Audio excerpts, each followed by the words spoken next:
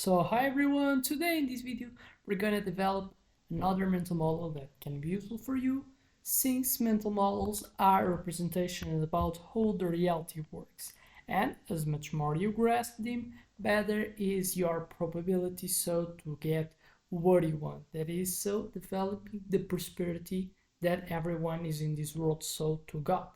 But so to get this prosperity, you need to get actions, and actions are depending of the decision making that you have. You're going to do certain actions in comparison with other ones that you will not do, because you're going to have a decision making process that's going to so make the selection. But then, so what do you expect? You expect to choose the best actions that, depending the context that you are, is going so to be the ones that's going to bring successful things. But then, so you have to get interpretation, you have to get systems, and for that I will say that's the what you call decision making. And so you require having beliefs that are truth, things that so happens in reality, information, and good systems. And mental models, they work in both, so they can do beliefs, they can perform as beliefs, as pieces that you can use as truthful information principles, but some of them as well, they're structured in a way to be so systems, as they are bullet problem solving. A video that I've done, that's a system that's developed to solve problems. But then, so today we're going to talk about the principle, a thing that we see. I can tell like a pattern that we have received, so that's something that's true, and it's called the Brooks law. This one is applied in the business world and talks about why adding more people to a project can delay it further. So sometimes we can see that if we kind of so addict more type of something that we could think that's productive, it's work, human capital is work, technological is work, but certain times we can reach so that we have so much that by adding, you not just like does it have some type of positive impact, you even kind of get worse than you would if you didn't get so this additional piece. So it's the argument that we have today. But then, so understanding the context. So in project management, especially in software development, there's a counterintuitive truth. So it's basically is where we see so this type of context is in project management, that we see that sometimes adding more people to certain groups, so it makes the project more kind of retarded to be done. And then, so this phenomenon is so called by Brooks' law because it was coined by Fred Brooks in his seminal book, The Mythical Man Myth. And then, so what we will explore is how Brooks' law applies, why it applies, what explain it, and then so how to fight it. So communication overhead is already something that we can look to understand why does Brooks' law occur. So as team size grows, the number of communication channels increases exponentially. So it's something that's true. This leads so to more meetings, misunderstandings, and coordination issues.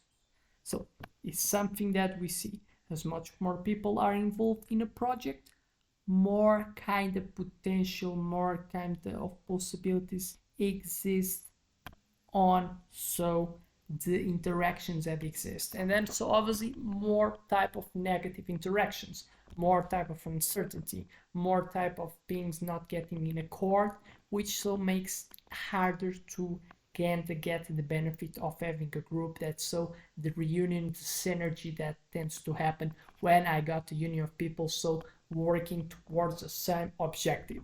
And then, so if what happens in comparison with synergy is the completely opposite, that even a group even makes it worse in performance in comparison so with what is the action of someone as individual. Onboarding costs, new team members require time to get up to speed, and so which diverts resources from productive work. And it's something that as well we tend to see. Onboarding costs is another type of explanation so for the existence of this negative type of impact of new resource as the human capital is being added. Integration complexity, other things so that we have to get. Integrating contributions from a larger group can lead to more bugs in the integration challenges, further delaying the project. And diminishing returns. Beyond a certain point, each additional person contributes less than the previous one, because as much more people I have, more is the probability of I already got. So what was the skills enough that will be, and can the human capital provide? And the tendency is the one that is like the 1,000 person that additionates, the skills that he provides already were submitted by all the people that have come past to them. But then, so what we can so see this really happening in real world. We have the software development projects, larger projects that try to throw more developers at it, often suffer from delays and quality issues. So software development projects, one of the examples. Historical case studies. Many well-documented projects in tech industry experienced setbacks when team sizes increased without effective management, reinforcing so this Brooks observation.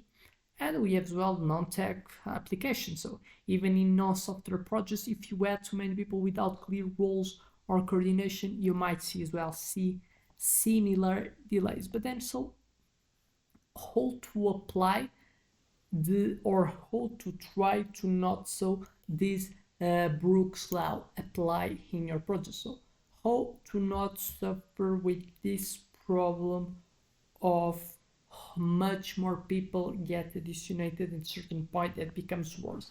Basically what you don't want. You don't want so to get this negative effect. So what will be deal is you got the point, you know what's the point that you should not adopt more people. Obviously something type perfectionist type of thinking, it's harder to do it, but we have certain type of feedbacks that you have to get so attention that makes so help you in this type of object. But then so how to optimize team size, identify the optimal number of people needed for a project, balancing so productivity with communication overhead. So try to see that you don't rely a lot in the trade-off that you prefer so adding more people with so expecting that you have more vast diversity of skills, but expect that there is a trade-off that as well becomes the role of communication interaction harder, because with more people are connected, higher is the possibility of not having so accords. That is something that makes the things go fast as possible. So see that you always working with trade-offs. See if the trade-offs is as valuable or not. So if the trade-off of what's the potential of skill that someone new is going to add, if it's something that's good it contributes more than the negative type of thing that you require more effort to make like a more cohesion type of group by having a more type of people. So improve communication, invest in robust project management tools and clear communication protocols to reduce friction as your team grows. That's why it's good laws, algorithms, because as more thing as well structured, people are so optimized in this, so they understand how they can hack to make it so easier and not have so uncertainty. Effective onboarding, so develop streamlined onboarding process so new members can quickly become productive without slowing down the entire team.